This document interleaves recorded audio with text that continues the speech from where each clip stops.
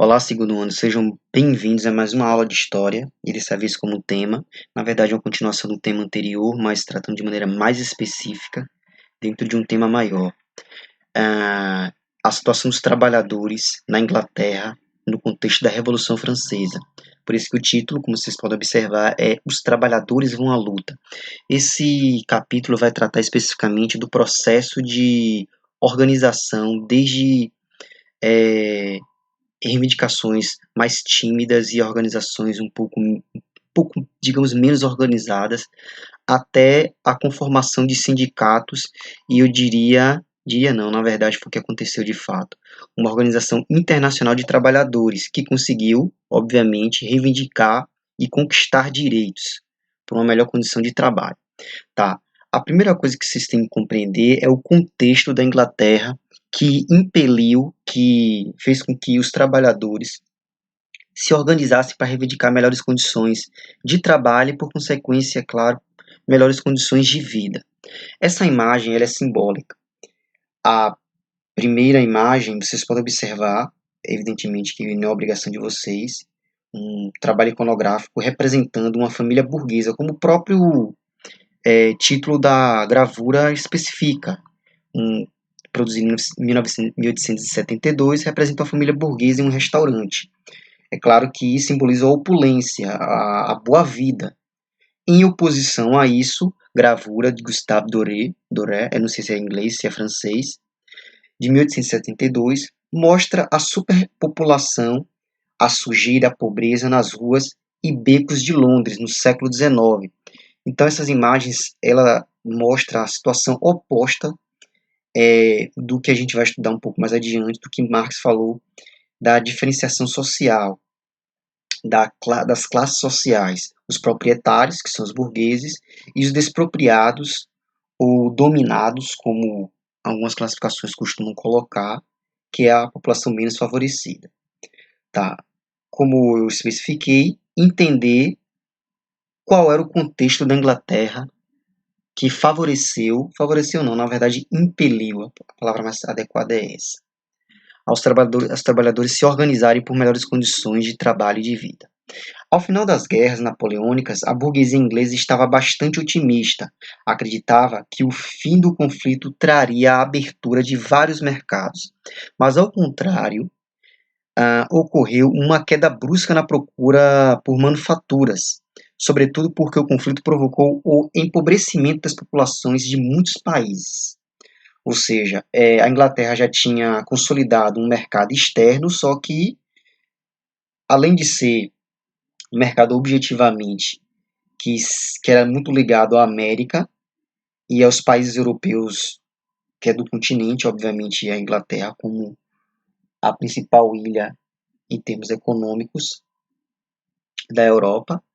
Então, a expansão napoleônica fez com que esses países, em função da luta contra a expansão napoleônica, diminuísse seu poder de compra, seu poder de consumo, prejudicando diretamente quem? Os burgueses? Não, filho. De maneira mais majoritária, os trabalhadores. Tá, para compensar a retração da demanda na Europa continental, o que eles fizeram? Eles estabeleceram um mercado na Índia, no Extremo Oriente, sobretudo na China, e no Brasil. E é claro, também nas demais colônias da América, sobretudo Estados Unidos, Jamaica e parte do Canadá, uma vez que o Canadá também foi colonizado por franceses. Mas como esses produtos não eram adequados aos consumidores desses locais, nós estudamos inclusive que até patins de gelo foi uma das mercadorias que tentou ser vendidas no Brasil. Enfim, para você entender o absurdo. Os estoques se avolumaram, os preços despencaram, lei da oferta e da procura, né? E começaram sérios problemas de desemprego. Sempre impacta quem? O trabalhador. A indústria pesada, muito ligada ao fabrico de armamentos, no contexto da guerra contra os franceses, foi a mais atingida em decorrência do fim das guerras napoleônicas. A tonelada do ferro, por exemplo, passou de 20 para 8 libras, fazendo com que os proprietários dessas minas demitissem inúmeros trabalhadores. E para piorar mais ainda, milhares de operários da siderurgia ficaram sem ter o que fazer. Enfim, falando mais especificamente, o desemprego era agravado pela entrada de 300 mil soldados. Isso que eu disse que eu ia falar em relação ao agravamento. Foi exatamente a entrada de mais mão de obra, saturando o mercado. Desmobilizados com o fim da guerra, ou seja, não tinha emprego e um monte de gente precisando de emprego. Na zona rural ocorreram revoltas e invasões às grandes propriedades, em especial nas áreas reservadas à caça, onde o camponês ia buscar complemento para sua alimentação. O governo tomou medidas severas contra aqueles que circulassem armados nos campos, sem autorização para praticar a caça. Entre os anos de 27 e 30 do século XIX, mais de 8.500 pessoas foram condenadas em função desses crimes. Tá, assim, uma das coisas que é notória é como o governo ele agia em função da burguesia. Não existia uma lei que protegia ou favorecia os trabalhadores, muito menos os trabalhadores que tinham um menor nível de organização como grupo para reivindicar qualquer tipo de direito. Em 1830 explodiram inúmeras revoltas rurais, provocadas pela adoção da debulhadora mecânica na agricultura, ou seja, como acontece hoje, as máquinas cada vez mais empregadas no setor industrial tomando a vaga de trabalhadores braçais. A situação foi agravada por uma diminuição nas colheitas e pela morte de 2 milhões de ovelhas por doença. Tá. O capital rejeita os trabalhadores. O capital pouco se importa com os trabalhadores, segundo a interpretação. E, na verdade, enfim, ela se importa com os trabalhadores na medida que ele pode, de alguma forma, contribuir para o capital. As associações de dos trabalhadores eram atingidas antigas na Inglaterra, desculpa. Funcionavam, em geral, como instituições de ajuda mútua, ou seja, existia uma solidariedade secular em que os trabalhadores, eles, em momentos de crise, se organizavam para ajudar os mais necessitados. É praticamente um proto-sindicalismo, né? Um início de sindicalismo. Com a industrialização, os sindicatos entraram em cena, lutando por melhores salários e condições de trabalho. Nessa época, o Estado apenas reprimia as manifestações operárias. A função do Estado liberal era manter a ordem. Essa ordem, obviamente, que favorecia a burguesia. Não interferia nas relações entre trabalhadores e empregados. Tá, gente? Se hoje os trabalhadores ingleses gozam de uma situação relativamente confortável ou confortável, no começo não foi assim, não. No começo foi extremamente perverso a relação entre os trabalhadores e os empregadores. Em 1799, o parlamento britânico aprovou a Combination Law, proibindo a associação de trabalhadores, ou seja, o sindicato. Existia um forte preconceito em relação aos trabalhadores. Essa parte aqui é absolutamente importante de ser compreendida. Como a burguesia, ela via qual era o imaginário que a burguesia tinha sobre os trabalhadores. Eu vou ler aqui, palavra por palavra, para vocês terem ideia o quão os burgueses tinham medo e nojo, digamos assim, né, dos trabalhadores. Eram considerados indivíduos inferiores, ordinary people, se eu não estou enganado. Tem um livro de um autor inglês muito renomado na área de história, Edward Palmer Thompson, que fala muito bem desse contexto. Brutos, sem educação e com nível intelectual baixo, mesmo assim eles temiam tanto os trabalhadores como os desocupados, considerados perigosos. Receavam os quebra-quebras, ou seja, uma revolta popular em que eles saíssem até mortos, literalmente uma nova revolução. As invasões de fábricas por multidões enfurecidas, as passeatas de pobres e desocupados pelas ruas. Tá, em 1850, cerca de 50% da população da Inglaterra vivia em cidades. Aí foi um fator que aumentou ainda mais os problemas sociais no contexto urbano, concentrando ainda mais a população num local específico. 50% da população da Inglaterra vivia em cidades, ocupada em várias atividades, sobretudo industrial. Já em 71, ou seja, 21 anos depois, isso é um espaço de tempo muito curto na perspectiva histórica, eram 65% das pessoas vivendo nos grandes centros urbanos. Para muitos, esses bolsões de miséria com seus desempregados e os que viviam em mendicância precisavam ser extirpados.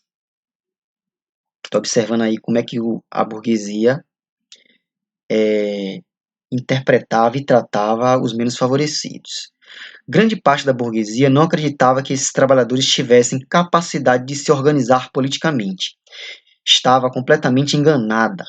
Ao longo do século XIX, a classe operária inglesa se organizou contra os abusos do capitalismo, promovendo ações que iam desde a destruição de máquinas até a luta pelo direito do voto. Aí a gente vai entender os principais movimentos aqui, os principais pensadores. Tá, o que era ser operário nesse contexto? Sem dúvida, a industrialização da Inglaterra trouxe, ao longo do tempo, benefícios para toda a sociedade, mas também acabou gerando sofrimento para os trabalhadores, até mesmo pela ausência de leis que colocassem limites à cobiça dos patrões. Milhões de trabalhadores rurais foram afetados pelos cercamentos, já estudamos sobre isso, e acabaram se dirigindo às cidades. Mas a utilização indiscriminada das mulheres e crianças no serviço fabril fazia com que a concorrência baixasse os salários. A inserção da mulher no mercado de trabalho foi extremamente perversa, né? Não foi um ato de libertação econômica, muito embora ao longo do tempo, na medida que a condição de trabalho foi melhorando, de fato simbolizou uma emancipação econômica. Mas as condições de trabalho eram extremamente brutais, eram terríveis. Fora os castigos físicos muito próximos da ideia de escravismo. As condições de trabalho nas fábricas inglesas, essa parte aqui é crucial, da primeira metade do século XIX, inspiravam muitos livros. Vários escritores, dentre eles Charles Dickens, mostraram-se, hesitantes entre celebrar o progresso técnico ou lamentar a miséria por ele causada. Baixos salários, umidade ou frio excessivo, jornadas de até 16 horas, muitas crianças morriam de inanição, ou seja, de fome, porque suas mães estavam trabalhando excessivamente nas fábricas. Ar poluído, sujeira, humilhações sofridas pelos trabalhadores, acidentes com máquinas, muitas crianças tinham seus braços, dedos ou mãos amputados pela máquina que elas trabalhavam, que provocavam mutilações e até morte. Os operários eram constantemente vigiados e obedeciam a horários rigorosos, uma verdadeira disciplina militar, que não excluía a violência física dos capatazes. Eram regras exclusivamente impostas pelos interesses dos patrões. O fantasma do desemprego estava sempre presente. É uma coisa que ainda existe hoje, gente. Muitas pessoas se prestam a determinados trabalhos por medo de perder o emprego e, obviamente, não garantir o boleto no final do mês, né? Não garantir o pagamento. Muito próximo do que acontecia nesse contexto, no contexto da Revolução Industrial. Primeiro grupo a se organizar contra os abusos do sistema capitalista burguês. Ludistas e cartistas. Início do movimento operário. A primeira metade do século XIX foi marcada por várias transformações nos ofícios tradicionais da indústria têxtil, em grande parte com o resultado da introdução das máquinas mais eficientes. Tem uma banda chamada Rage Against the Machine, né? Ódio à máquina, né?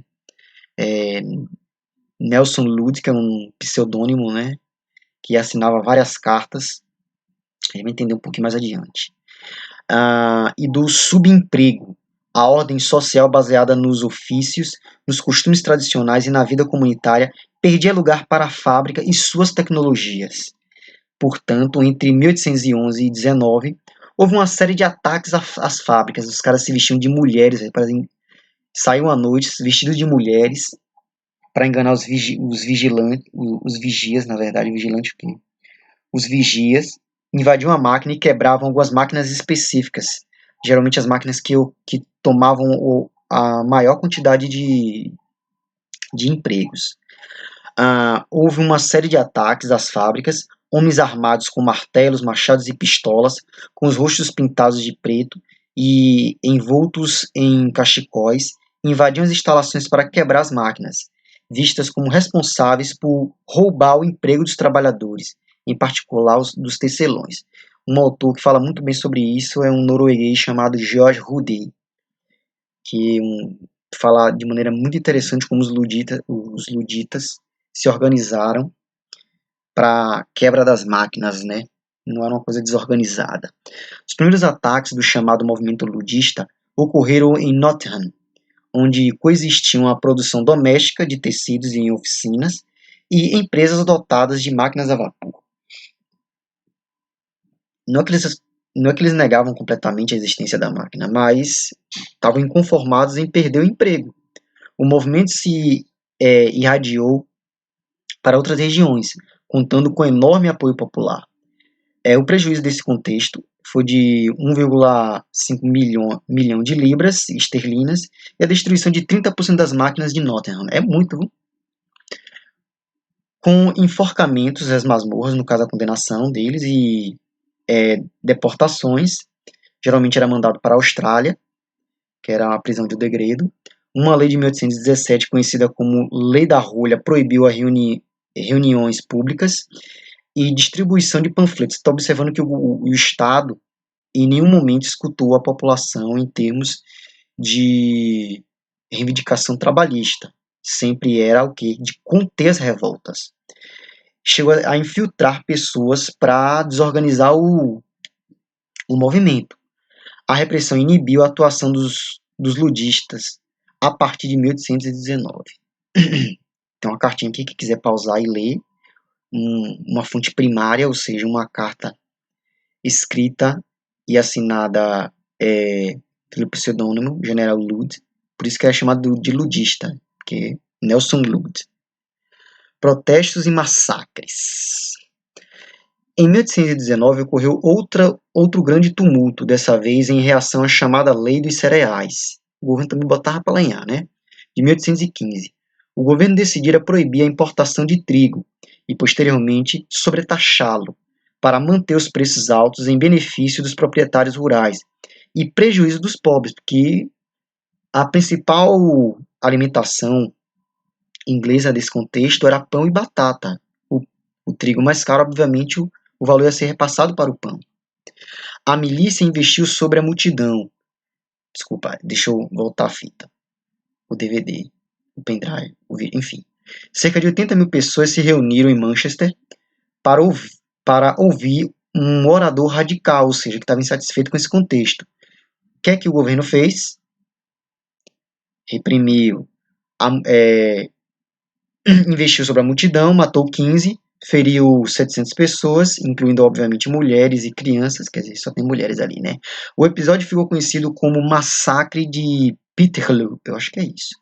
A extrema violência, com apoio explícito do governo, levou os trabalhadores a aclamar por reformas legislativas, ou seja, não adiantava mais reclamar, agora estava tentando intervir dentro do próprio Estado, quer dizer, pelo menos uma primeira tentativa, né? Na verdade, foram várias.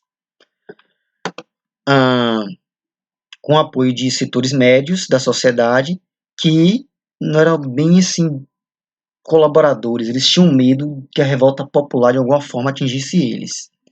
Leis que reforçavam o poder dos juízes na repressão de reuniões com mais de 50 participações, ou seja, o parlamento, em vez de ouvir, criou leis que eram mais rígidas. As penas variavam da prisão ao degredo, essas leis criminalizavam os trabalhadores, sobretudo os militantes, empurrando-os cada vez mais para a clandestinidade, para a ilegalidade.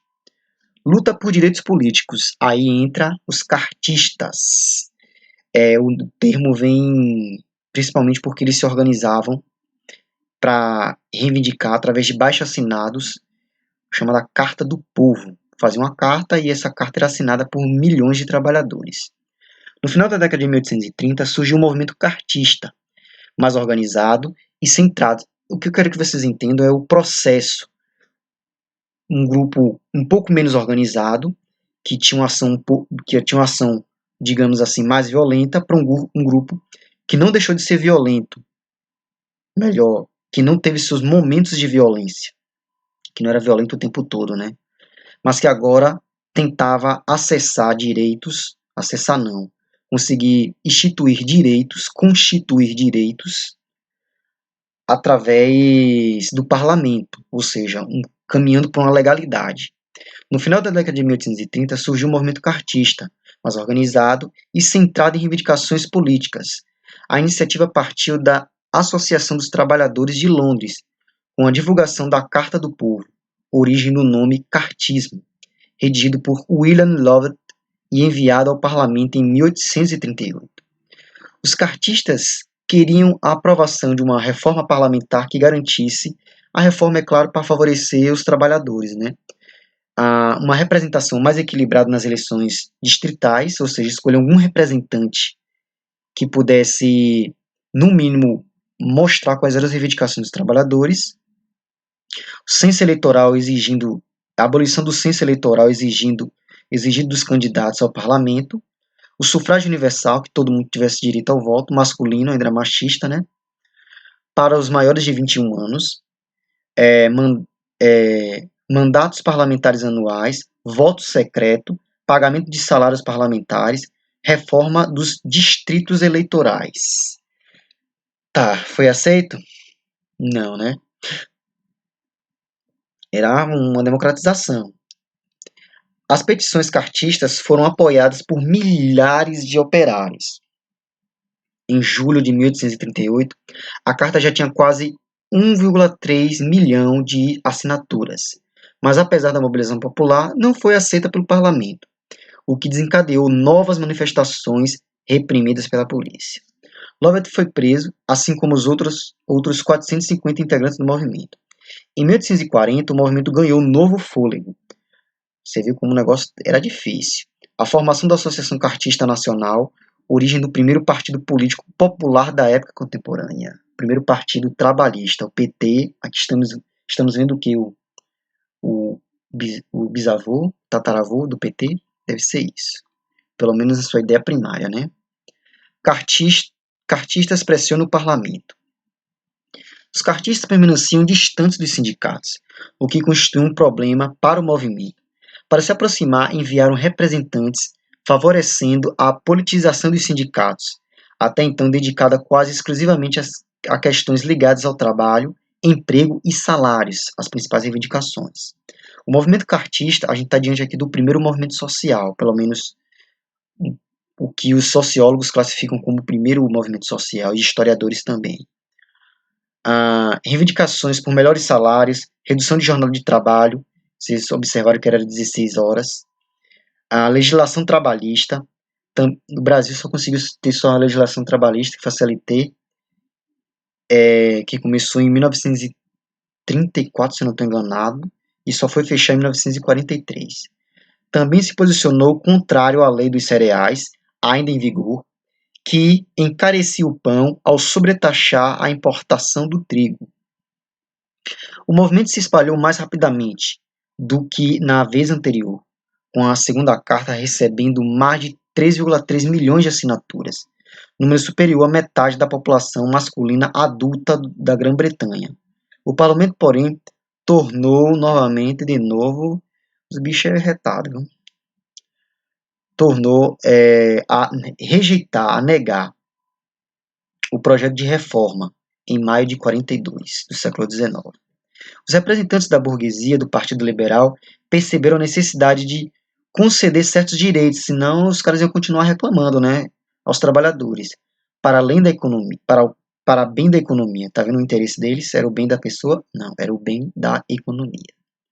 Assim, o parlamento aprovou a jornada de trabalho de 10 horas, em 1842, proibiu o trabalho de crianças e mulheres na limpeza de máquinas, porque muitos se acidentavam em funcionamento. Que maluquice, né? Uma coisa absurda. O que a gente vê hoje como absurdo, nesse contexto, teve que se estabelecer uma lei através de anos de lutas.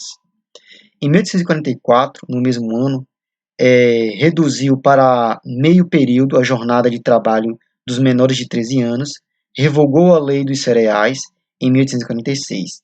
Os sindicatos, trade unions, no entanto, só seriam reconhecidos na década de 1870. A classe operária. Esse termo classe é importante porque é extremamente notório como um grupo se reconhecendo um, como um grupo, como uma classe, como um corpo de pessoas que tem um elemento em comum, faz com que eles se unam e cada vez mais pessoas reunidas, organizadas, mais forte fica para reivindicar direitos, não é isso, bonitos? Em 1848, parece aula de sociologia, mas também um pouco disso. Em 1848, começava na Inglaterra um período de vertiginosa expansão econômica, com ampla oferta de empregos. A Inglaterra conseguiu consolidar seus mercados fora da Inglaterra, fazendo com que seus produtos cada vez mais ganhassem outros espaços mundo afora, criando emprego dentro da Inglaterra. Quanto mais emprego, maior estabilidade econômica. Quanto mais estabilidade econômica, menor será o perigo de revoltas populares. Essa prosperidade beneficiava todos os setores da sociedade, embora de forma desigual, né? Décadas depois do Manifesto Comunista de 1848, Friedrich Engels, parceiro de Karl Marx na luta por uma revolução socialista, fez uma avaliação pessimista do potencial revolucionário da Inglaterra, constatando o desinteresse do operariado inglês pela alternativa revolucionária. Apesar do desinteresse pela Revolução, aquele foi um momento crucial na consolidação da classe operária. Desde fins do século XVIII, os trabalhadores ingleses vivenciavam uma série de conflitos com dirigentes políticos e empregadores. Percebiam-se assim como classe em oposição aos burgueses. Isso é importante. Em resumo, o ludismo e o cartismo, em associação com as práticas tradicionais de mobilização dos trabalhadores, foram experiências fundamentais para a constituição da classe trabalhadora. Agora, no mundo industrial, os trabalhadores criavam novos caminhos, construíam novos vínculos. Projetos de socialismo. Ao longo do século XIX, surgiram várias doutrinas socialistas, a maioria herdeira do pensamento jacobino, na Revolução Francesa, né? Essas doutrinas ganharam corpo e se difundiram em meio à formação e expansão das sociedades industriais. O termo socialismo em si, para você não achar que foi Karl Marx que inventou, tornou-se conhecido a partir das doutrinas do britânico Robert Owen, empresário burguês, que propunha um sistema econômico baseado na formação de cooperativas de trabalho, que incluíam escolas e moradias para os trabalhadores. Owen fundou várias cooperativas, dotando-as de residências aceitáveis para os trabalhadores, uma sociedade ideal, né? Criou armazéns para vender mercadorias mais baratas, controlou a venda de bebidas alcoólicas, fundou escolas e reduziu a jornada diária de trabalho para 10 horas e meia. Tratou-se, porém, de uma iniciativa isolada, motivada pelo espírito filantrópico de humanizar o capitalismo, sem destruí-lo. Além dele, o conde Saint-Simon, eu acho que é isso, ou Simon, na verdade, Saint-Simon, eu não sei pronunciar corretamente, espero que esteja, formulou ideias semelhantes, reconhecia que o desenvolvimento técnico e o avanço da ciência eram importantes para a sociedade, mas criticava a exploração do trabalhador por um grupo formado por poucos, cada vez mais ricos, baseada na administração coletiva da economia e da política. Esse era o ideal dele. Era uma economia coletivista e não favorecendo um pequeno grupo. Além dele, François-Marie Charles Fourier, se eu não estou enganado, não sei se pronunciar essa mesmo, foi outro pioneiro, criticava abertamente a sociedade industrial, denunciando suas contradições e injustiças, e propondo uma sociedade onde trabalho e prazer estivessem ligados. Neles o amor seria livre, aí vem a ideia do amor livre, chamado phalansterios. A educação adequada a cada criança e o trabalho realizado conforme a vocação pessoal. Fourier, como outros socialistas, era inconformado com o gigantismo da sociedade industrial e com a miséria da maioria, ou seja, muito dinheiro e muita pobreza. É uma contradição. Além dele, ainda veio Auguste Blanc, que desenvolveu o conceito do blanquismo, recorria a métodos conspiratórios. Esse aqui já era muito mais adepto de uma estratégia oculta, né? Destruir de maneira, eu acho que uma espécie de espionagem, né? Tá, vamos partir para um dos principais nomes, na verdade o principal nome, a busca de um socialismo científico. Karl Marx classificava esses outros pensadores como socialistas utópicos, ou seja, que não tinha uma base científica que consolidasse, na verdade, que entendesse o sistema capitalista e pudesse intervir nele através de uma revolução. Dentre as propostas formuladas no século XIX, aquela que obteve maior repercussão foi a de Karl Marx. Repercussão tão forte que até hoje as pessoas ou utilizam como elogio ou utilizam como xingamento, chamam de comunista, socialista ou adepto de Marx, marxista, né? Autores do projeto socialista que mais inspirou revoluções sociais ao longo do século XX e até hoje, né? Segundo eles, tais projetos acenavam quando muito com melhorias nas condições de vida dos trabalhadores, sem apresentar alternativas revolucionárias capazes de destruir a sociedade burguesa. Essa era a ideia de Karl Marx.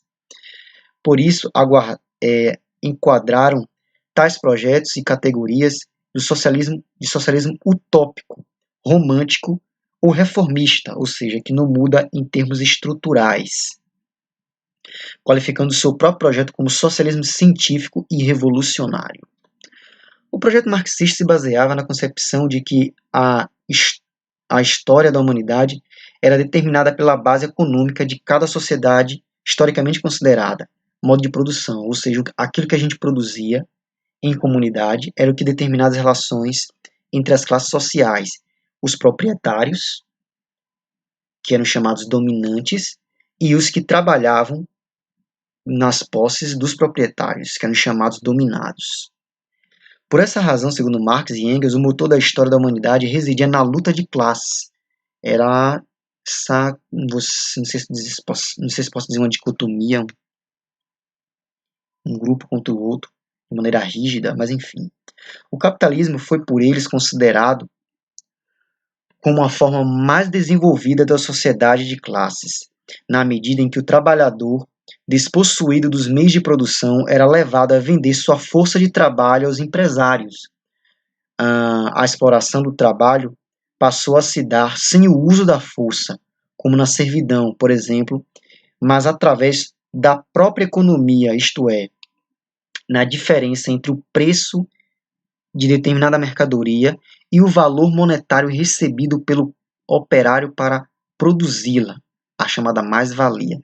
Para ficar um pouco menos complicado entender esse conceito, que não é um conceito tão simples de ser entendido, os trabalhadores antes, boa parte deles faziam parte do cenário rural, ou seja, a cultura de subsistência, como os artesãos, né, que produziam de maneira, eu diria, familiar. Havia um controle maior daquele que produzia a mercadoria. Quem produzia a mercadoria era o sujeito que controlava a matéria-prima, as ferramentas e o meio de produção. No sistema capitalista, esse sujeito que é o artesão, a única coisa que ele pode oferecer, já que ele não é o dono da matéria-prima, não é o dono da fábrica e nem o dono das ferramentas. O que ele poderia dar em troca? A sua mão de obra. E o capitalista calcula o que ele vai gastar em mão de obra e nos recursos e paga um valor que é ínfimo em relação ao valor geral que ele vai lucrar. Um exemplo, um sapato custa R$100, o operário, digamos, que tem a meta de produzir 10 sapatos em um dia, e o salário dele é, digamos, de R$1.200. Ou seja, ele produzindo 12 sapatos, que é um dia e algum pouco, ou seja, em um dia em algumas horas, ele consegue produzir o salário dele em termos de valor da mercadoria.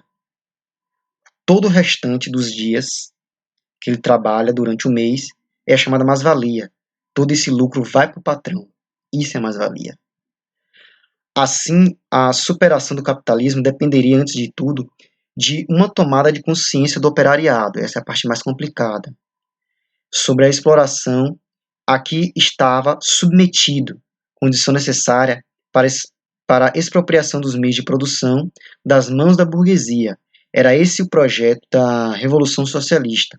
Marx e Engels, cuja meta a ser alcançada era a igualdade total numa sociedade sem classes, a sociedade comunista. Existe uma diferença entre sociedade socialista e sociedade comunista. Socialismo é um estágio e comunismo é o final. Em 48, em meio às revoluções liberais, Marx e Engels publicaram o Manifesto do Partido Comunista, a pedido de uma organização que reunia intelectuais, associações ligadas aos movimentos sociais. O conteúdo do manifesto não deixava dúvidas sobre o caráter internacionalista da proposta, tanto que uma das frases mais famosas é "Trabalhadores do mundo, univos". Os anarquistas. O termo anarquismo vem do grego anarquia e significa ausência de poder. Para alguns, a concepção seria até de bagunça, né? O termo anarquismo é utilizado muitas vezes para bagunça e não tem nada a ver com isso. Tirar o Estado não significa dizer que nós precisaríamos do Estado para sobreviver. A ideia deles era essa. O movimento anarquista ganhou força a partir da industrialização e da organização do operariado no século XIX. Era baseado em uma idealização do passado remoto, uma nostalgia dos tempos primitivos em que a comunidade não tinha chefes e cada um contribuía de maneira, é claro, solidária para as necessidades do grupo. O anarquismo considerava o Estado uma invenção catastrófica, submetendo a maioria à vontade de poucos. E, na verdade, nesse contexto era isso que acontecia. O Estado beneficiava a poucos. Ao contrário do liberalismo, que via no Estado um instrumento essencial para garantir as liberdades individuais e o interesse comum, coisa que não aconteceu, né? Melhor, que não acontecia nesse contexto. Nisso se distanciavam das propostas de Marx e Engels, que defendiam a formação de um Estado controlado pelo proletariado, a ditadura do proletariado, antes de atingir o comunismo. Principais nomes: Pierre-Georges Proudhon, francês, o russo Mikhail Bakunin, tinha ainda Kropotkin, outro russo, Makhno, ucraniano, são autores que eu já tive a oportunidade de ler, e um italiano chamado Enrico Malatesta. Sua atuação junto aos trabalhadores franceses tornou-se conhecida em toda a Europa de Proudhon. Já Bakunin depositava suas esperanças nos camponeses russos e, digamos assim, ele não acertou pelo lado do anarquismo, mas teve a Revolução Russa. E nos trabalhadores italianos e espanhóis. Teve a Guerra Civil Espanhola. Apostando que a revolução partiria de grupos sociais em países que estavam à margem das grandes sociedades industriais. Nisso ele acertou, a Revolução Russa. Os trabalhadores e a Primeira Internacional. O que foi a Primeira Internacional? Para Marx era preciso unificar a atuação desses grupos, formar um organismo independente das práticas liberais que congregasse os operários e, ao mesmo tempo, conquistasse o apoio de outros setores sociais explorados no mundo capitalista. Então ele formou a chamada Associação Internacional dos Trabalhadores, ou também chamada de Primeira Internacional. A nova organização tinha simples objetivo de valorização da ação sindical, luta dos trabalhadores por seus direitos políticos e sociais e, sobretudo, viabilizar a conquista do poder pelos trabalhadores. Solidariedade entre os trabalhadores, exercer isso, promoção do trabalho cooperativo, redução da jornada de trabalho das mulheres e das crianças, difusão da ideia da lei da jornada ser diminuída para 10 horas de trabalho por todos os lugares do mundo, que já estavam numa condição relativamente avançada na industrialização, e uma organização cada vez mais forte nos sindicatos. A proposta de Marx de fazer a Associação Internacional do Trabalho um partido de massa na luta pelo poder político, sofreu críticas.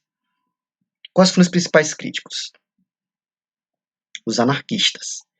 As divergências colocaram marxistas e anarquistas em lados opostos. Em vez de estimular a união, a revolta dos trabalhadores da Comuna de Paris, em 1871, agravou as divergências. É porque, enfim, né, chegou nesse contexto da Comuna de Paris, que a gente vai entender um pouquinho mais adiante.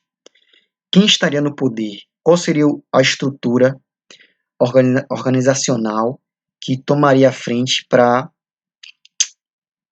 estar no poder desse contexto? E o anarquismo, a ideia não era estar no poder, era dividir o poder. Em 1872, no encontro de lideranças revolucionárias na Holanda, essas divergências chegaram ao extremo e Bakunin foi expulso da associação. Um grande marco na história dos movimentos sociais é atribuir à classe operária uma missão revolucionária. Essa foi a importância da Primeira Internacional.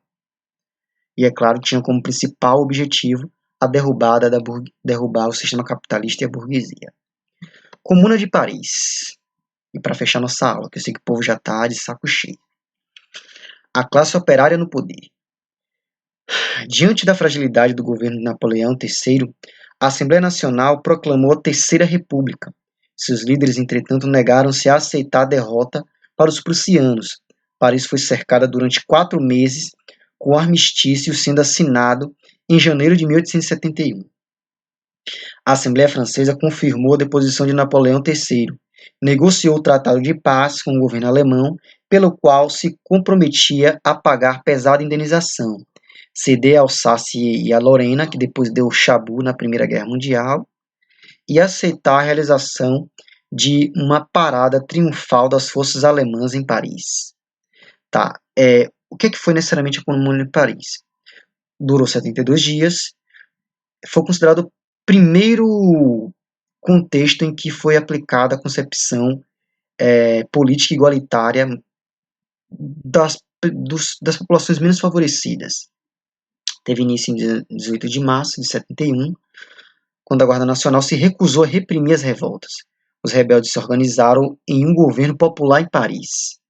O novo governo determinou a ocupação das fábricas abandonadas e proibiu o trabalho feminino e infantil, ou seja, a Comuna de Paris foi um contexto em que as ideias que estavam sendo reivindicadas desde os primórdios das lutas trabalhistas e sociais foram colocadas em práticas na Comuna de Paris.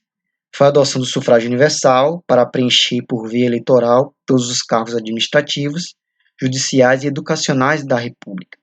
A Comuna estava condenada à repressão.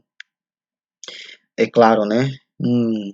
Foi literalmente um pequeno grupo contra um sistema gigantesco.